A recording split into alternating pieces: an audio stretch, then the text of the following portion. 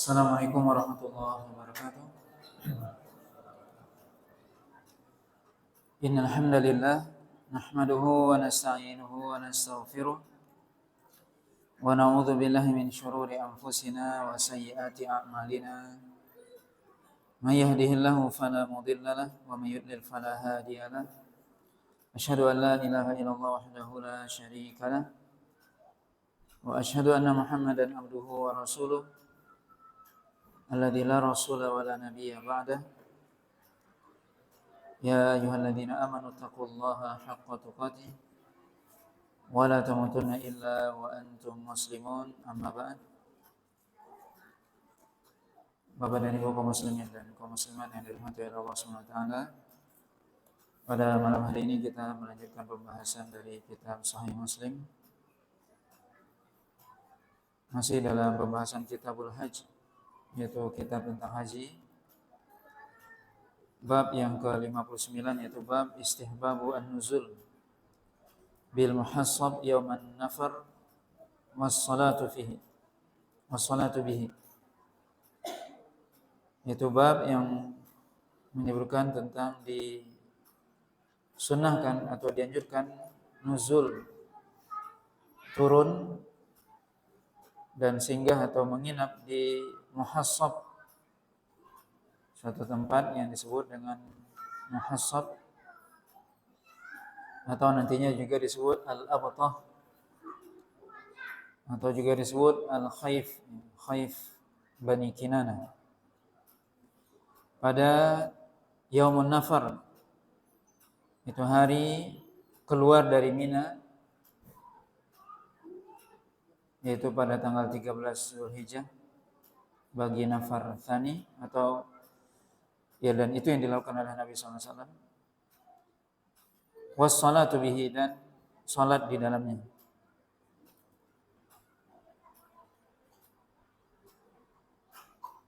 Dalam bab ini atau dalam bab ini Imam Nawawi menyebutkan dianjurkan, disunnahkan untuk singgah dan tinggal di al-muhassab ketika keluar dari Mina.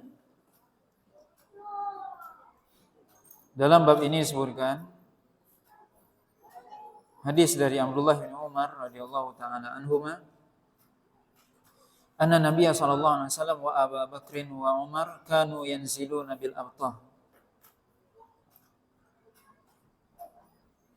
Dalam riwayat yang lain dari Nafi, anna Ibnu Umar kana yara at-tahsiba sunnatan wa kana yusalli adh-dhuhra yawman nafar bil hasbah. Qala Nafi' faqad hassaba Rasulullah sallallahu alaihi wasallam wal khulafa'u ba'dahu. Hadis ini diriwayatkan dari Abdullah bin Umar radhiyallahu taala anhuma, di mana beliau menyebutkan bahwasanya Nabi sallallahu alaihi wasallam dan juga Abu Bakar dan Umar, mereka dulu turun atau singgah di al-abtah. Di abtah ini atau disebut juga muhassab, ini nama tempat disebutkan oleh para ulama, yaitu antara Mina dengan Mekah. Suatu tempat yang dia mirip lembah, di mana Nabi SAW turun dari Mina, keluar dari Mina, kemudian melewati suatu tempat yang disebut dengan al-muhassab atau disebut juga abtah atau batha, banyak namanya. Kemudian juga disebut khayf Bani Kinanah. Semuanya disebutkan dalam hadis.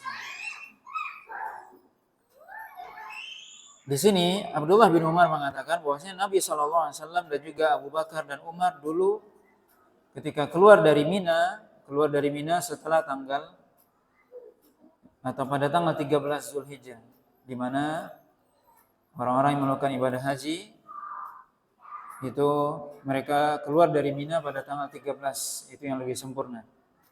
Boleh juga tanggal 12 Zulhijjah keluar dari Mina, yang disebut dengan Yaumun Nafar, yaitu hari keluar dari Mina setelah melempar jumrah.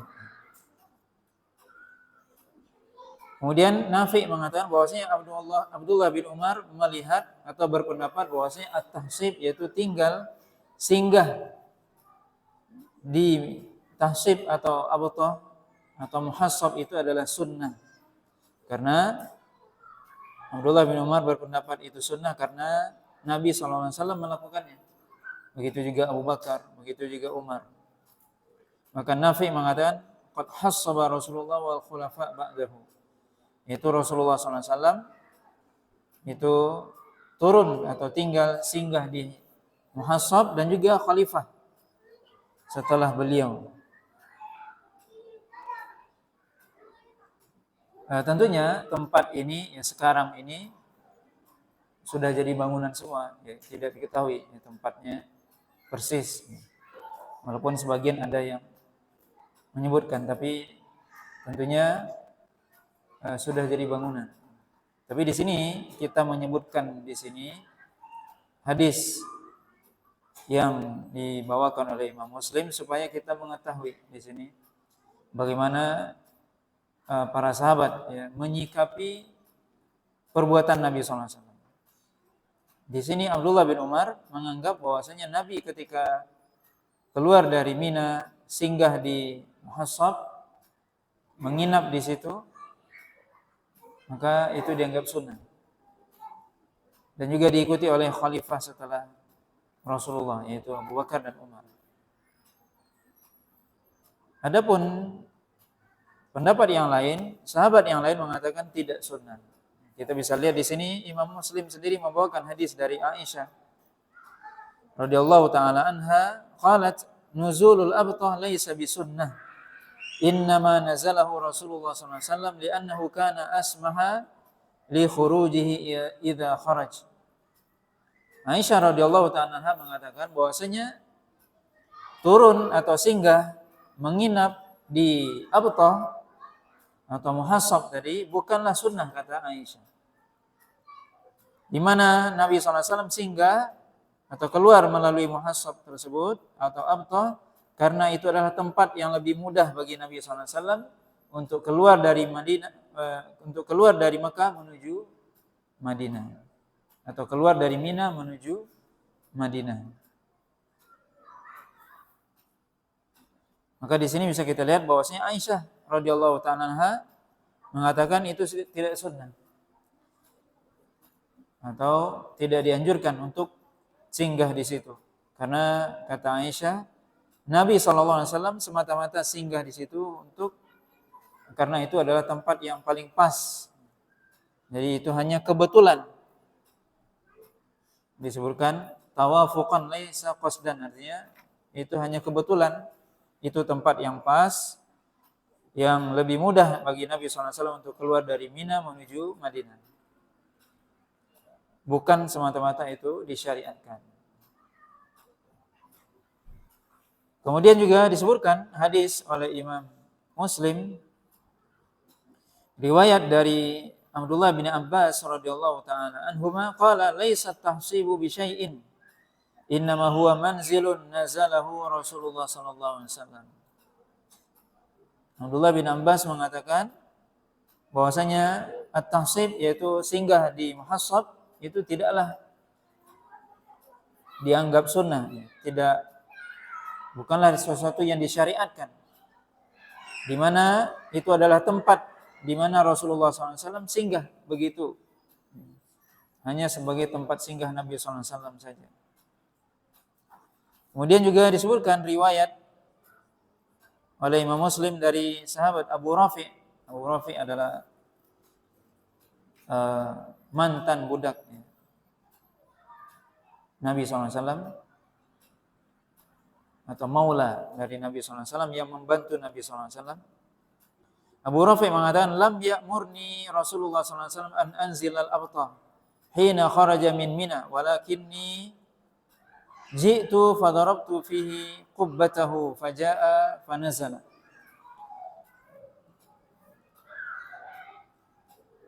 Di mana Abu Rafi mengatakan Rasulullah SAW tidak menyuruhku. Rasulullah SAW tidak menyuruhku untuk aku turun di abtah. ketika beliau keluar dari Mina. Tetapi aku datang ke situ, ke Abtah, kemudian aku dirikan tenda Nabi SAW di situ, maka kemudian Nabi singgah dan menginap di situ. Ini pernyataan langsung dari Abu Rafi, Maula Rasulullah SAW, yang mantan budak Nabi SAW, yang beliau senantiasa membantu Nabi SAW. Di sini juga disebutkan karena ala thaqalin Nabi, di mana beliau senantiasa membawa barang-barang bawaan Nabi SAW. Maka Abu Rafi tidak diperintahkan oleh Nabi untuk singgah di Abtah, tapi itu inisiatif Abu Rafi untuk membangun tenda atau kemah bagi Nabi SAW ketika keluar dari Mina. Maka Nabi SAW ikut singgah di situ. Kemudian hadis dari Abu Hurairah radhiyallahu taala anhu an Rasulullah sallallahu alaihi wasallam annahu qala nanzilu ghadan insyaallah bi khayfi bani Kinanah haitsu taqasamu 'alal kufri. Hadis dari Abu Hurairah radhiyallahu taala anhu bahwasanya Rasulullah sallallahu alaihi wasallam mengatakan nanzilu ghadan insyaallah, besok kita akan singgah insyaallah jika Allah mengizinkan, yaitu di Khayf Bani Kinanah. Khayf yaitu tempat yang rendah, ya, mirip dengan lembah. Yaitu maksudnya adalah Khayf ini maksudnya adalah al-muhassab tadi atau Abtah, sama ya maksudnya. Di mana Rasulullah SAW mengatakan besok kita insyaallah akan singgah di Khayf Bani Kinanah. Haitsu taqasamu 'alal kufri, di mana mereka dahulu pernah bersekutu, bersepakat dengan orang-orang Quraisy dalam kekufuran.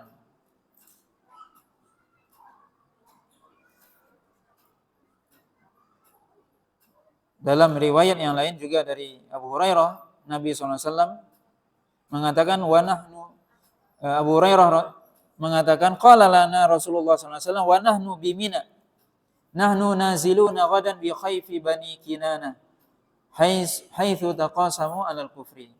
Abu Hurairah radhiyallahu ta'ala anhu mengatakan bahwasanya Rasulullah SAW berkata kepada kami ketika kami masih di Mina, besok kita akan turun atau singgah di Khayf Bani Kinanah, di mana mereka dahulu pernah bersekutu dengan orang kafir Quraisy dalam kekufuran. Kemudian disebutkan apa maksudnya bersekutu dalam kekufuran? Wadaka inna Quraisyan wa Bani Kinanah halafat ala Bani Hashim wa Bani Al-Muttalib alla yunakihuhum wa la yubayi'uhum hatta yuslimu aw yusallimu ilaihim Rasulullah sallallahu alaihi wasallam, yakni bidzalika al-muhassaf,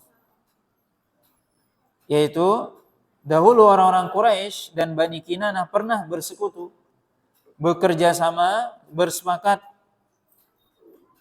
untuk membaikot Bani Hashim dan Bani Abdul Muttalib dan Rasulullah SAW dan para sahabatnya, di mana mereka tidak menikahi mereka dan tidak berjual beli dengan mereka sampai mereka menyerahkan Rasulullah SAW kepada mereka.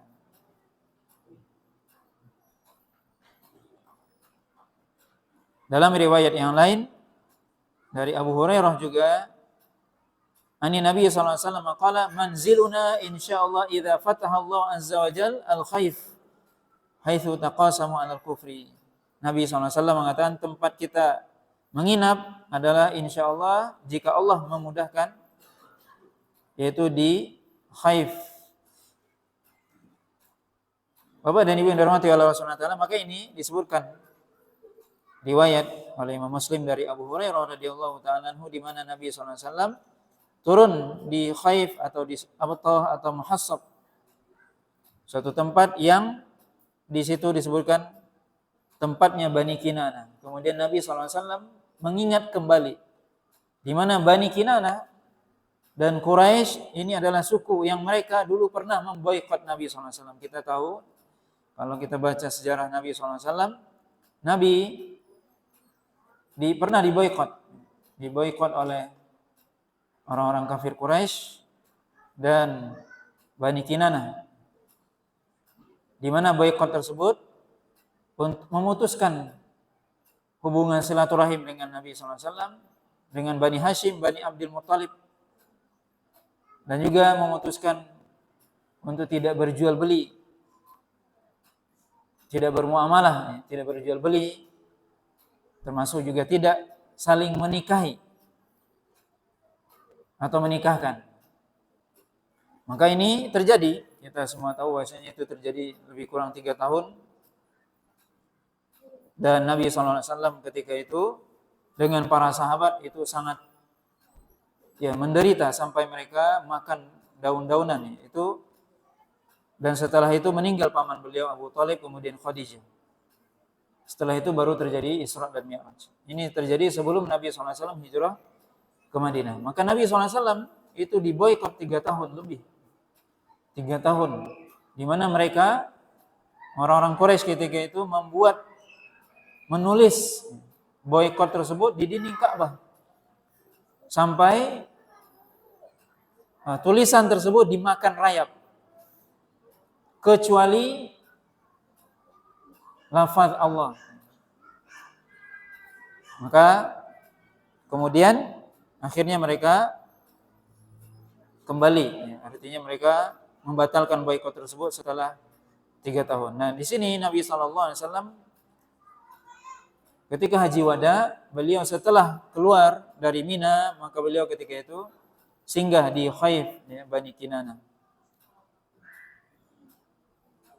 Dan bisa kita lihat di sini perbedaan pendapat para sahabat sendiri. Para sahabat berbeda pendapat tentang disyariatkan atau tidak, atau disunahkan atau tidak bagi orang yang selesai melakukan ibadah haji. Ketika mereka keluar dari Mina pada tanggal 13 atau 12 Zulhijjah, maka disyariatkan mereka sehingga di Muhassab atau Abtah. Maka tadi bisa kita lihat bagaimana Abdullah bin Umar mengatakan itu disyariatkan, tetapi Abdullah bin Abbas, Aisyah, Abu Rafi' dan juga hadis Abu Hurairah menguatkan bahwasanya itu tidak disyariatkan. Di sini bisa kita lihat bahwasanya ada sebagian tentunya perbuatan Nabi itu memang disyariatkan, atau ada juga yang perbuatan Nabi itu hanya sebagai kebetulan. Dan tentunya dari mana kita bisa mengetahui ini semua? Karena hukum asalnya tentunya perbuatan Nabi itu diikuti. Allah SWT katakan, laqad kana lakum fi Rasulillahi uswatun hasanah. Sungguh di dalam diri Nabi ada contoh. Perkataan Nabi kita ikuti, perbuatan Nabi juga. Maka hukum asal tentunya perbuatan Nabi merupakan syariat.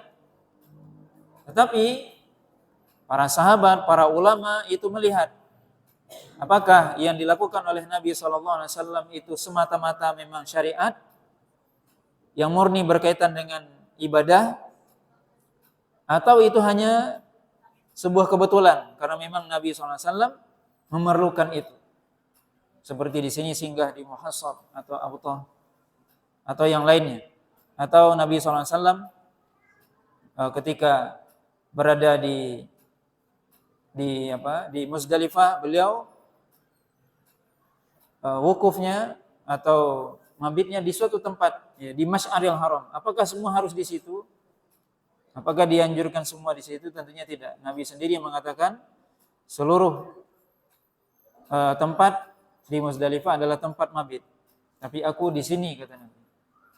Maka di sini bisa kita lihat bahwasanya hukum asal memang dari perbuatan Nabi tentunya itu diikuti.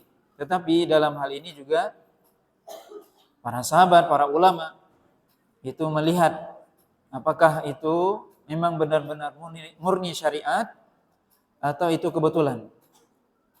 Ya, sebagaimana juga sebelumnya juga kita lihat bahwasanya Nabi SAW ketika dari Mina ke Muzdalifah, dari Arafah ke Muzdalifah itu beliau singgah di suatu tempat yang beliau di situ kencing.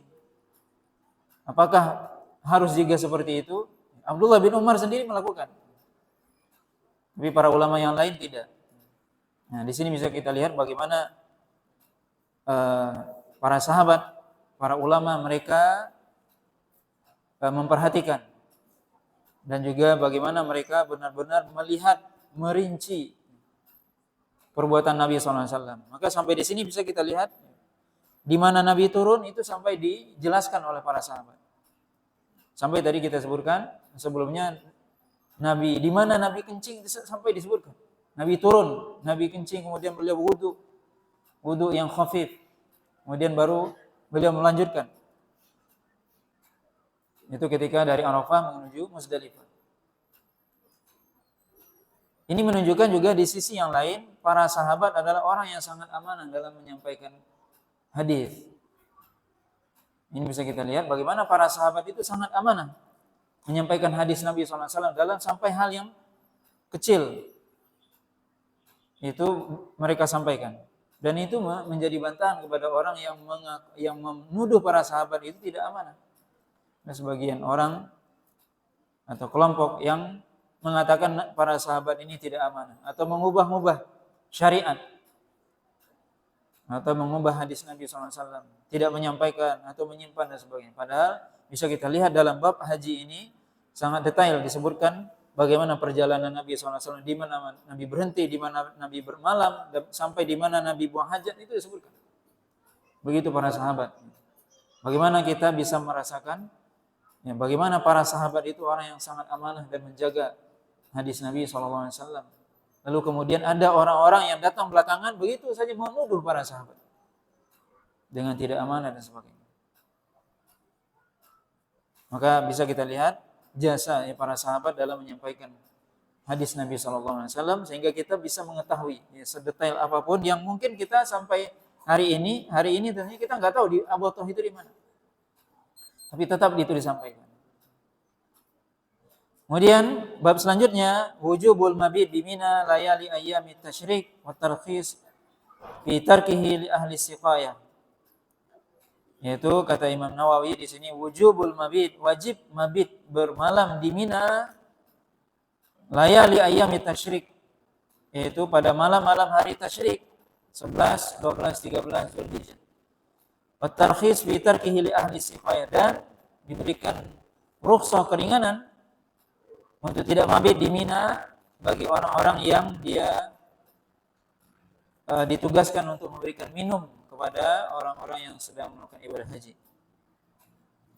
Dalam bab ini disebutkan hadis dari Abdullah bin Umar radhiyallahu taala anhuma, anna Abbas ibni Abdul Muttalib istadzana Rasulullah SAW an yabita bi Makkah layali Mina min ajli siqayatihi fa adzina lahu.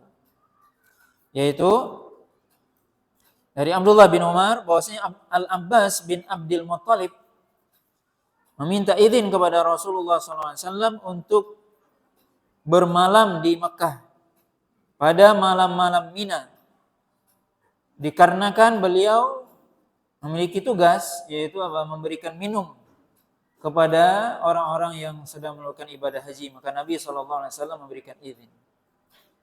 Di sini perlu kita pahami bahwasanya paman Nabi SAW, Abbas bin Abdul Muttalib, itu beliau dan keluarga Abbas itu sejak zaman jahiliyah mereka memiliki sebuah kesepakatan. Orang-orang jahiliyah di zaman dahulu memiliki kesepakatan bahwasanya suku-suku tertentu memiliki tugas, di mana suku Bani Abdul Muttalib, Alu Abbas, keluarga Abbas, itu dipercaya untuk memberi minum, menyiapkan minum orang-orang yang sedang melakukan ibadah haji. Tentunya di sini memberi minum. Nah, kita tentunya bayangkan, jangan kita bayangkan memberi minum seperti di zaman kita sekarang. Memberi minum di sini maksudnya adalah memberi minum orang-orang yang melakukan ibadah haji setelah mereka keluar dari Mina, mereka kembali ke Mekah, maka mereka dijamu oleh orang-orang yang ada di Mekah untuk minum Zam-Zam. Ya, minum zam-zam zaman dahulu enggak seperti kita sekarang. Sekarang kita cuma tinggal mutar keran saja. Zaman dahulu gimana? Ya diambil air. Zam-zam itu sumur. Maka diambil pakai timba. Kemudian apa? Air itu diambil kemudian ditaruh di seperti bak lah bahasa kita sekarang. Sehingga jemaah haji itu cuma tinggal menciduk. Itu kerjanya Alu Abbas, ya, keluarganya Abbas. Itu maksudnya. Jadi itu maksudnya di sini. Jadi Rasulullah SAW di sini memberikan izin kepada Abbas dan keluarganya untuk mabitnya di Mekah. Kenapa? Karena beliau mempersiapkan minum bagi orang yang sedang melakukan ibadah haji. Di sini para ulama menyebutkan, Imam Nawawi di sini menyebutkan perbedaan pendapat para ulama tentang hukum mabit di Mina. Itu bermalam di Mina. Kita semua mengetahui bahwasanya setelah jemaah haji wukuf di Arafah, kemudian mereka ke Muzdalifah, kemudian setelah itu mereka ke Mina. Kemudian di Mina pada tanggal 11, 12, 13, yaitu pada hari-hari tasyrik mereka bermalam di Mina untuk melontar jamarat. Di mana melontar jamarah itu pada tanggal 11, 12, 13 itu setelah matahari tergelincir ke barat, yaitu setelah zuhur sampai malam waktunya. Maka dianjurkan jemaah haji untuk mabit di Mina, yaitu bermalam di Mina selama hari tasyrik. Maka dalam hal ini berbeda pendapat para ulama. Apa hukum bermalam di Mina tersebut? Di sini bisa kita lihat Imam Nawawi yang memberikan judul dalam bab Sahih Muslim, wujubul mabit, yaitu wajibnya bermalam di Mina. Dan ini dalam pendapat Imam Syafi'i, ulama Syafi'iyah yang berpendapat, dan ini juga pendapat jumhur para ulama, bahwasanya menginap di Mina itu atau bermalam di Mina pada ayam tasyrik hukumnya adalah wajib. Yaitu wajib haji. Ini adalah pendapat Imam Syafi'i, Imam Malik dan Imam Ahmad. Dan sebagian yang lain mengatakan hukumnya sunnah. Di antaranya Imam Abu Hanifah dan yang lain. Di jumhur para ulama mengatakan bahwasanya mabit di Mina itu hukumnya wajib haji. Di mana wajib haji maksudnya adalah itu harus dilakukan. Kalau seseorang tidak melakukan maka dia membayar membayar denda dengan menyembelih seekor kambing. Dan tentunya berkurang nilai hajinya. Maka seorang ketika meninggalkan wajib haji, kita perlu tahu ada rukun haji, ada wajib haji. Rukun kalau ditinggalkan batal hajinya. Tidak bisa dibayar dengan dam atau sembelihan. Itu rukun haji. Rukun haji yaitu berihram, kemudian tawaf, sa'i, kemudian wukuf di Arafah. Itu sepakat para ulama. Itu yang disepakati.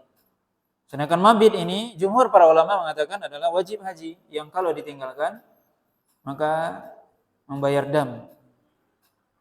Sebagian ini adalah mazhab jumhur para ulama.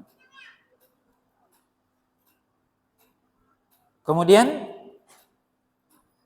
juga ya, hadis ini menjadi dalil dari jumhur para ulama.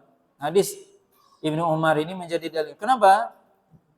Karena di sini Al-Abbas bin Abdul Muthalib minta izin kepada Nabi untuk tidak mabit. Kalau seandainya itu sunnah, nggak perlu minta izin. Itu pendalilan, cara pendalilan para jumhur para ulama. Kalau seandainya tidak wajib, nggak perlu minta izin kepada Nabi. Ya orang nggak wajib sunnah. Kalau sunnah saja nggak perlu minta izin. Mau sholat sunnah atau enggak kan nggak perlu. Tapi kalau wajib, makanya di sini para ulama mengatakan, jumhur para ulama mengatakan bahwasanya hukumnya adalah wajib. Wajib haji yang kalau ditinggalkan maka dia harus membayar dam. Kemudian juga faedah dari hadis ini adalah ini juga berlaku bagi orang yang tentunya memiliki tugas, ya, bertugas, mungkin bidang kesehatan dan sebagainya. Kalau di sini tadi Abbas bin Abdul Muthalib dan keluarganya yang dia tugasnya menyiapkan air untuk jemaah haji, yaitu tugas untuk kemaslahatan umum. Maka orang yang mungkin juga bertugas misalnya di rumah sakit ataupun tenaga medis, kesehatan juga diberikan rukhsah untuk tidak mabit di Mina. Tapi tetap mereka melontar jumroh. Jadi maksudnya apa? Mereka melontar jumroh kemudian mereka setelah itu ke Mekah. Atau di luar Mina mereka. Maka dalam hal ini juga perlu kita ketahui di zaman kita sekarang ada sebagian orang yang juga dia tidak ingin mabit di Mina ini. Di zaman kita sekarang. Dengan mengatakan mereka berat untuk kembali lagi ke Mina, ke tenda mereka, jauh. Akhirnya mereka setelah melontar jumroh, mereka keluar dari Mina, mereka enggak bermalam di Mina. Mungkin mereka cari penginapan atau apa di luar Mina atau di Mekah. Apakah ini dibolehkan? Padahal tidak ada uzur. Maka ini tentunya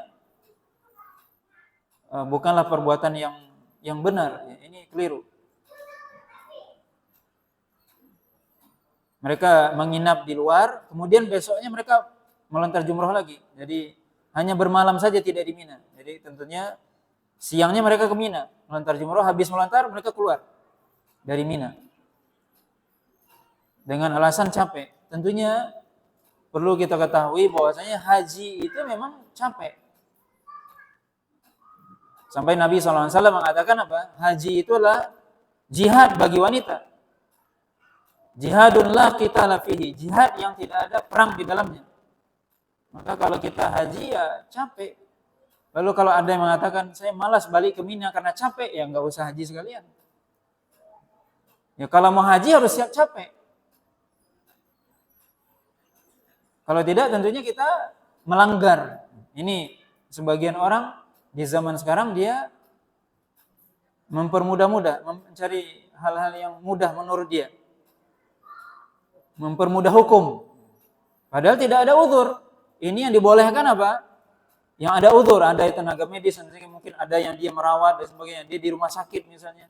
Dia keluar dari Mina, dia datang ke Mina untuk lantar jumroh aja. Setelah itu dia pergi bertugas lagi. Ini dibolehkan. Kalau memang dia punya pekerjaan untuk kemaslahatan umum. Tapi kalau tidak, hanya malas saja cari penginapan di luar Mina yang dekat dengan Jamarat, ini suatu hal yang keliru. Maka haji ya, kalau kita kata dia capek, ya capek. Itu ibadah haji beda dengan yang lain. Maka ini ya kita perlu mengetahui ketika kita ingin melakukan ibadah haji, benar-benar kita niat beribadah kepada Allah SWT. Jangan kita cari yang mudah-mudah saja. Tapi kita bisa bayangkan Rasulullah SAW dan para sahabat bagaimana dulu mereka hajinya. Berjalan berhari-hari dari Madinah ke Mekah. Yang sekarang cuman mungkin perjalanan bis cuma 5 jam, 6 jam sampai ke Mekah dari Madinah. Kemudian kita inginnya lebih santai. Kemudian melanggar apa yang disyariatkan. Tentunya kita ingin datang ke sana sempurna ibadah kita. Dia khawatirkan apa? Dia khawatirkan ibadah tidak sempurna. Termasuk juga hal yang baru juga adalah murur di Muzdalifah yang kita mungkin sudah pernah sebutkan. Murur, melewati Muzdalifah. Ya, dianjurkan kita mabit di Muzdalifah pada malam 10 Zulhijjah.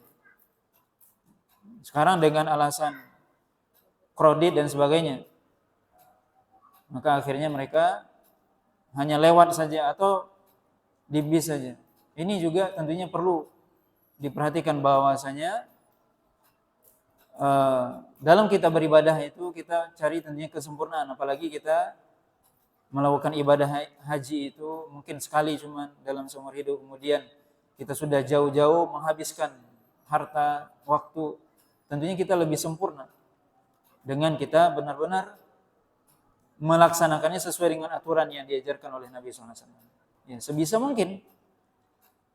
Sebagian ulama mengatakan boleh, tapi mu'dhamul lail, artinya sebagian besar bermalam di situ, walaupun tidak dari awal malam, tapi sebagian besar.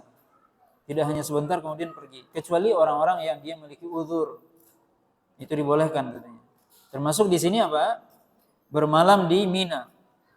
Bermalam di Mina di tenda. Ya, sebagian orang enggak biasa dia menginap di tenda. Dia bilang, oh, mending saya di penginapan di Mekah katanya. Nanti ke Mina pas lontar jumroh aja. Ini kita katakan apa? Kita melakukan ibadah itu mengikuti syariat Nabi. Ini bukan semata-mata santai. Apalagi ini Nabi SAW itu nginap di Mina. Dan mayoritas para ulama mengatakan apa? Wajib menginap di Mina. Tidak boleh keluar dari Mina. Kecuali tanggal 12 atau 11. 12 atau 13 Zulhijjah. Kemudian hadis selanjutnya disebutkan dari Bakar ibni Abdullah al-Muzani qala kuntu jalisan ma'a ibni Abbas indal Ka'bah fa'atahu a'rabiyyun faqala ma li ara bani ammikum yasqawna al-asal wal laban wa antum tasquna an-nabidh amin hajatin bikum aw min bukhlin faqala ibnu Abbas alhamdulillah ma bina min hajatin wala bukhlin qadiman Nabi sallallahu alaihi wasallam ala rahilatihi wa khalfahu Usamah fastasqa fa atainahu bi ina'in min nabidhin fashariba wasaqa fatlahu Usamah wa qala ahsantum wa ajmaltum kadza fasna'u fala nuridu taghyira ma amara bihi Rasulullah sallallahu alaihi wasallam. Hadis ini dari Bakar bin Abdullah al-Muzani, beliau mengatakan saya duduk bersama Abdullah bin Abbas di Ka'bah. Ketika itu datang seorang Arab Badui, di mana orang itu mengatakan, aku melihat dari kabilah kalian ini, Bani Ammikum, dari keluarga anak paman kalian, mereka memberikan dulu ya, mereka memberi kami minum madu dan susu. Wa antum tasquna nabidh, dan sekarang kamu hanya memberikan kami minum nabidh, yaitu nabidh itu jus kurma ya, atau jus anggur. Amin hajatin bikum aw min bukhlin, apakah kalian ada kebutuhan atau kalian sudah jadi bakhil sekarang, kata orang Arab Badui ini. Kemudian Abdullah bin Abbas mengatakan, alhamdulillah, segala puji bagi Allah, kami tidak ada kebutuhan dan juga tidak bakhil. Dulu Nabi SAW pernah datang dengan kendaraannya dan di belakangnya Usamah. Kemudian beliau meminta minum, maka kami berikan kepada beliau nabidh, yaitu jus kurma, ya, nabidh itu. Fasyariba, kemudian Nabi SAW minum. Kemudian beliau memberikan sisa minuman itu kepada Usamah. Kemudian Nabi SAW mengatakan, ahsantum wa ajmaltum kadza fasna'u, kalian telah melakukan kebaikan, bagus, kata Nabi. Begitulah hendaknya kalian melakukannya. Maka kata Abdullah bin Abbas, kami tidak ingin merubah apa yang diperintahkan oleh Nabi SAW. Maka dalam hadis ini disebutkan apa? Kisah di zaman Abdullah bin Abbas, yaitu ketika beliau ya berhaji, ketika itu datang orang Arab Badui yang dulu menceritakan dulu, maksudnya apa? Memang keluarga Abdullah bin Abbas sudah terkenal sebagai orang yang memberi minum, menyiapkan minum orang-orang yang melakukan ibadah haji dengan air zam-zam, dengan kurma, dengan susu, dengan dengan madu. Itu pekerjaan mereka, itu sebagai kehormatan bagi mereka, menyiapkan minum orang-orang yang sedang melakukan ibadah haji. Itu khusus ya, dan ini bisa kita lihat bagaimana mereka adalah orang yang dermawan ya. Bagaimana mereka menyiapkan minum orang yang melakukan ibadah haji, baik itu dengan tenaga mereka menyiapkan mengambilkan air zam-zam dari sumurnya atau memberi minum mengasih madu. Kita bisa bayangkan orang yang berhaji dikasih madu, kasih susu. Kemudian apa? Dulu kata orang Arabi ini kami dapat madu, dapat susu, tapi sekarang kok cuman nabith. Nabith itu ya kurma yang direndam, ya. Seperti jus. Kurma direndam dengan air, kemudian misalnya kita rendam Pak malam ini, pagi nanti dibuang bijinya, minum. Itu namanya nabith. Atau nabith itu juga bisa dari anggur, tapi biasanya dari kurma. Kata Arabi ini, apakah ini kalian sudah bakhil? Dulu ada madunya, ada susunya, sekarang kok cuman nabith aja. Air kurma, rendaman kurma. Kata Abdullah bin Abbas, tidak. Kami tidak bakhil atau tidak ada kebutuhan, maksudnya kebutuhan apa sudah enggak ada lagi nih madu. Tapi Nabi dulu kami kasih, maka Nabi mengatakan bagus. Maka ini menunjukkan apa? Nabi itu bagus. Nabi sendiri meminumnya. Yaitu rendaman kurma. Ya, direndam satu malam, kita rendam malam ini, besok pagi minum. Itu disebut Nabi. Dan itu Nabi menyukai. Ya, di sini bisa kita lihat Nabi minumnya.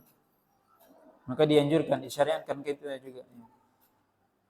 Karena memang ini minuman yang disukai oleh Nabi, dan disukai oleh Nabi adalah sesuatu yang baik. Dan Nabi tidak mungkin menyukai yang buruk.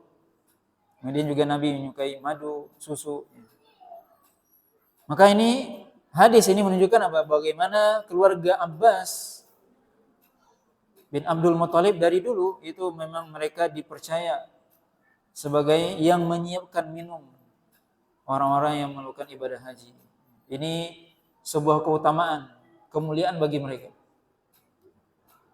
Dan menunjukkan apa? Kedermawanan.